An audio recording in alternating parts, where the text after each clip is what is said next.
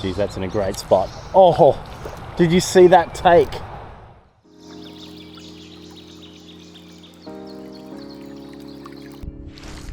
Got you. My name's Tom Jarman, and in this series of videos, I'm going to be tying some flies, then jumping straight onto the water and showing you where and how to fish them. That is insane. Hey everyone, I'm on the banks of the beautiful Ovens River, and today I'm going to be tying for you and then fishing my favorite caddis dry fly pattern. So to tie the CDC Caddis, you only need a few simple materials. You need your CDC, obviously, you need hare's ear for the body, you need some glow bright for your tag, and then you need your hook, which for me today is going to be a size 16 dry fly hook. The reason for that is the water is low, it's crystal clear and quite skinny, and the fish are probably going to be a little bit touchy and tougher because of that. And whenever the water's low, the fish get tough this time of year. I just drop the size of my dry flies down. So that's the decision there, but normally size 16 or 14 is great. Now I'm just going to be tying the body here out of a natural grey hare's ear, greyish hare's ear. And we are just going to dub probably 2/3 of the way to the front here.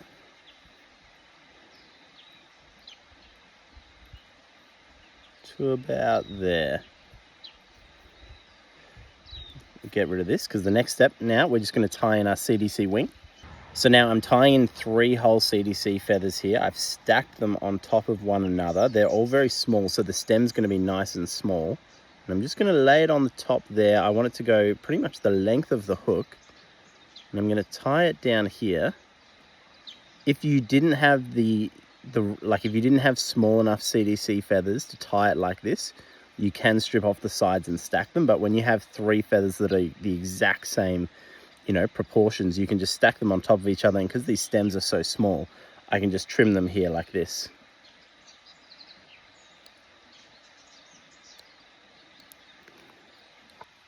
Just going to touch up the front here.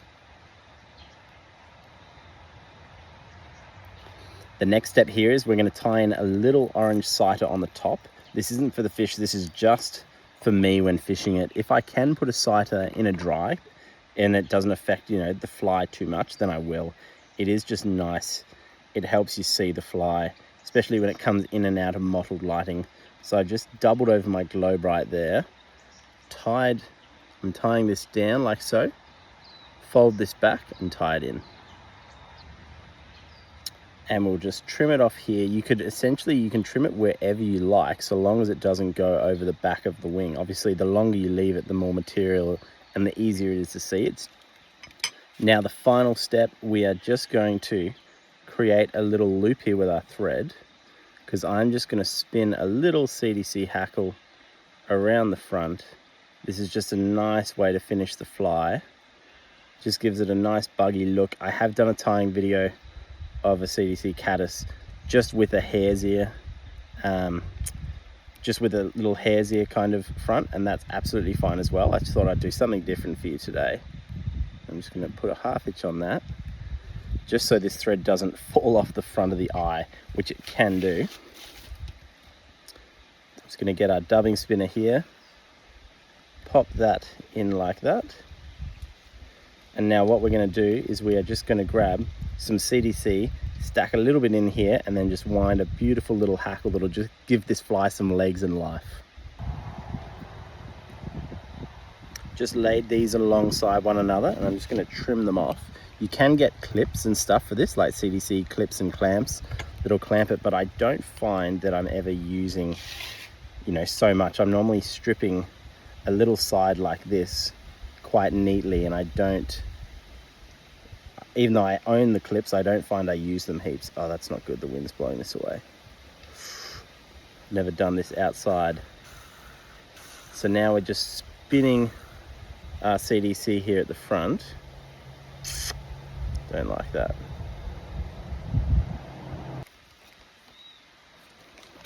Okay, attempt number 2. I'm going to put in a lot more than I think I need, with the expectation that the wind is going to blow this away like it did last time. So I'm just going to stack the feathers on top of one another, strip off the side, and then spin them into this loop. The wind's just picked up all of a sudden. Strip that. And now I'm going to insert this. I'm going to hold it much tighter than I did before. Might even trim a bit of that. And now I like one side to be very short and then the other side to be long. That way you really don't have like a fat, fluffy, leggy bit. You're kind of using the long fibers at the front. Now we're just going to only do probably a turn or two. I put in more just because of the wind, expecting some to blow out here.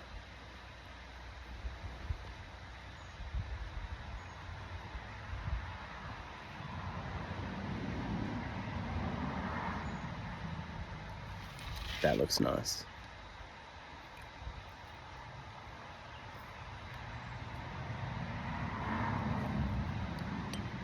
Actually, just going to adjust this angle so I can trim this.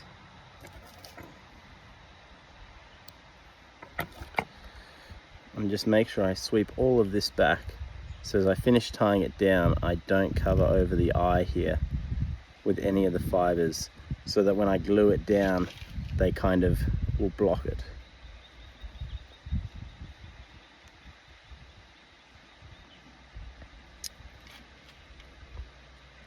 I'm liking that a lot. That looks really nice. Perfect.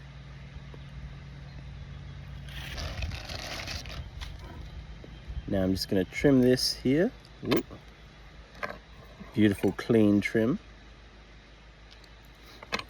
Pop a dab of super glue on there. A little dab of super glue with this wire here at the front.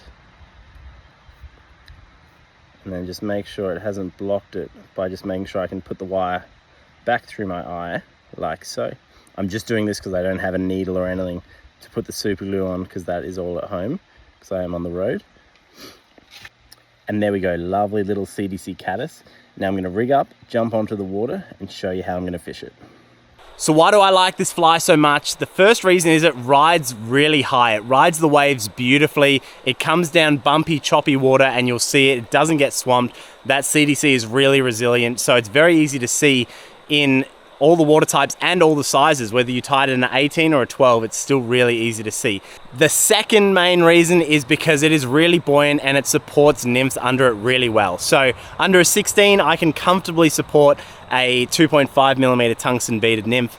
Under a 14 or a 12, you can easily fish a 2.8 or even a 3mm bead in the faster currents. So it's a great nymph under dry option as well as a single dry fly option. Today, I'm just going to fish it as a single dry fly. The reason for that is the water's low, it's clear, it's March. I think if there is a feeding fish this afternoon, it'll come up and eat the dry well, so long as I get the drift right. So I'm going to jump into a nice piece of water here and show you how I'll fish it. So we've got a beautiful run coming in here. Nice slow bubble line here where it shelves up, and the main depth is through the middle of the current up there. So we're going to start, make the drift short, just rule them out, rule any fish out at the back here in the tail, and then we can work up through. I'm expecting the fish to be more middle to main current.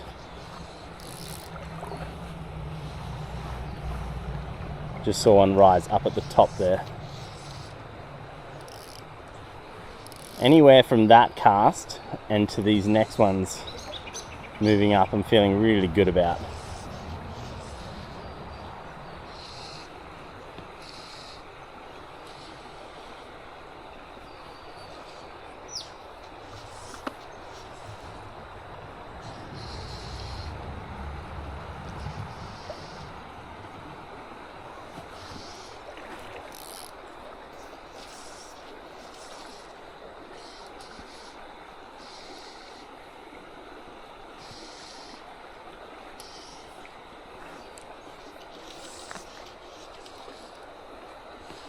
That's looking awesome.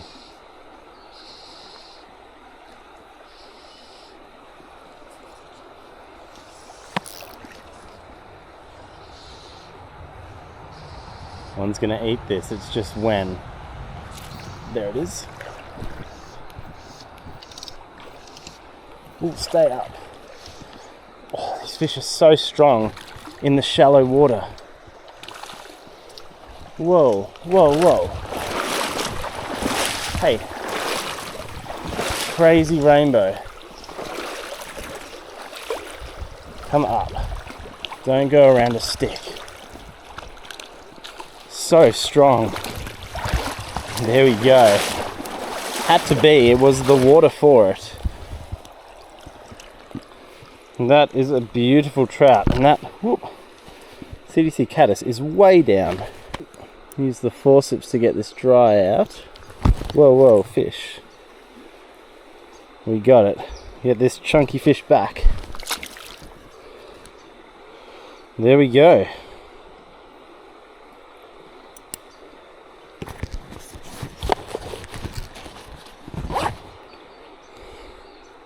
Now, as with all of our CDC dries, we just need to treat it with some, some powder or fly dip or something. I like to give it a wash, soak some of the moisture out with a fly kerchief or something like that, and then pop it in our fly dip.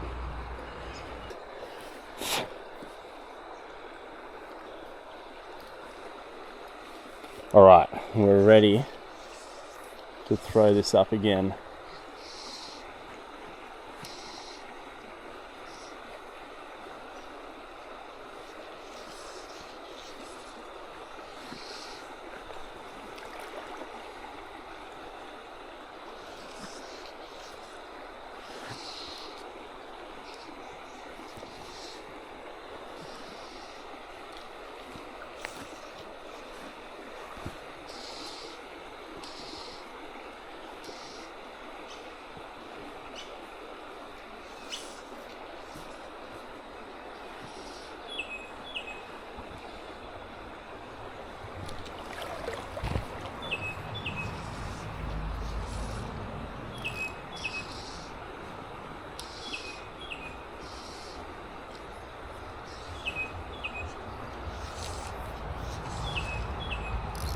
Geez, that's in a great spot. Oh, did you see that take?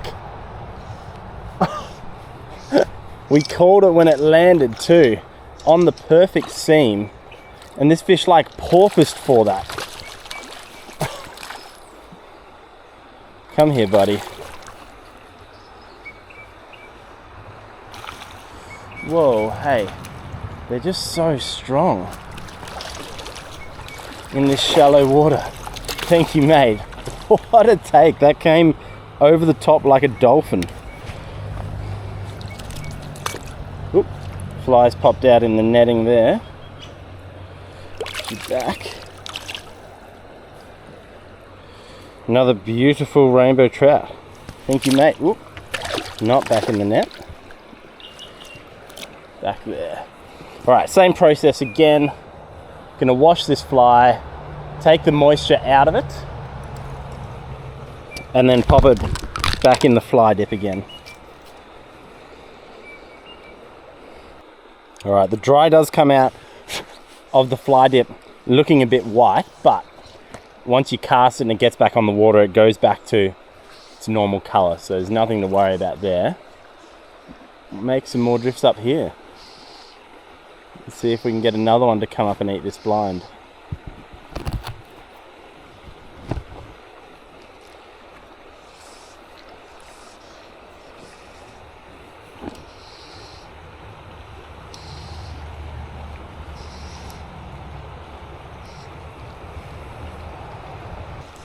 This top left looks fantastic up there. Not too fast, a little bit of a shimmery top on it. Perfect spot for one to come up and eat the dry blind.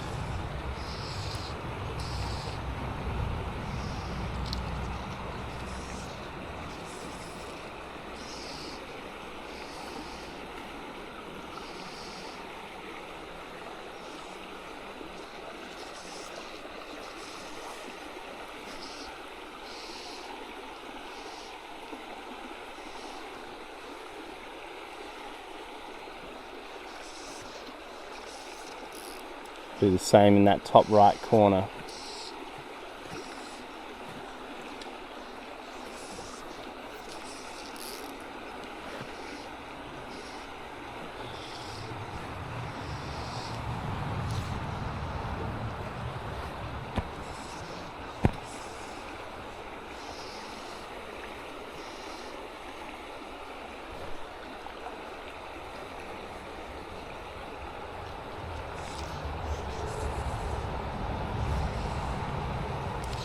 Gotcha.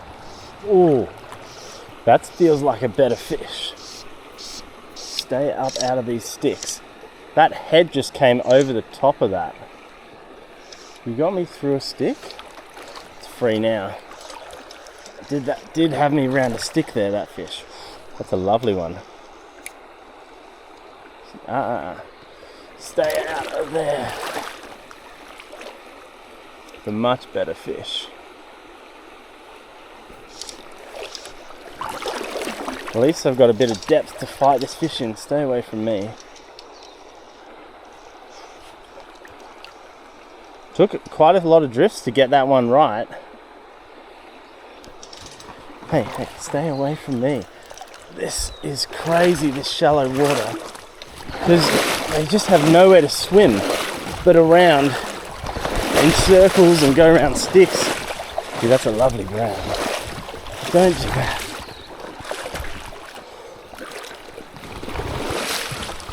Stay up.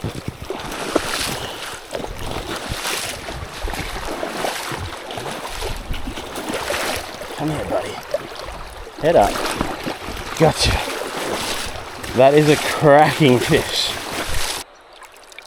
Well, check out that beautiful brown there. Out of that run, it took a lot of drifts. Get you back. Took a lot of drifts to get that fish to come up blind. But hopefully now you see why I love this fly so much. Fishes well in the fast, bubbly water. They eat it in the slack stuff because it's very subtle, no hot spots, nothing fancy, just a very natural caddis. So please go give it a tie. If you don't tie, you can purchase that fly from the Fly Life magazine shop. It's in my signature fly range, so check that out there. There'll also be links in the description to all the gear that I was fishing, so check that stuff out as well. I hope you enjoyed watching, and I'll see you guys next video. Get you back, mate.